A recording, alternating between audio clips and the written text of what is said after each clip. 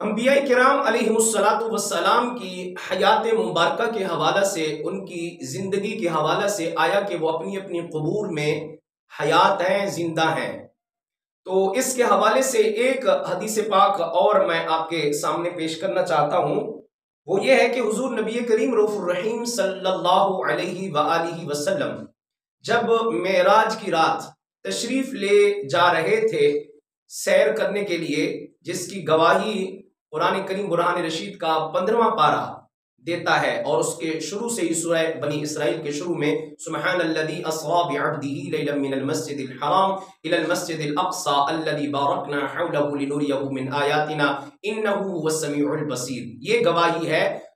معراج کی رات کی۔ تو حضور نبی کریم صلی اللہ علیہ وسلم ارشاد فرماتے ہیں، جب معراج کی رات میں براق پر سوار تھا اور جا رہا تھا تو راستے میں حضرت موسیٰ علیہ السلام کو دیکھا۔ مررت علی موسیٰ وہو یصلی فی قبرہ، کہ حضرت موسیٰ علیہ السلام اپنی قبر میں نماز پڑھ رہے تھے۔ تو یہ حدیث مسلم شریف کی ہے اور جلد نمبر 2 ہے اور صفحہ نمبر 267 ہے۔ یعنی مسلم شریف کی حدیث پاک سے ثابت ہوتا ہے کہ حضرت موسیٰ علیہ السلام اپنی قبر میں نماز پڑھ رہے تھے۔ یہ اس بات کی دلیل ہے کہ انبیاء کرام علیہ السلام حیات ہیں، زندہ ہیں، اور ہمیں اسی عقیدے پر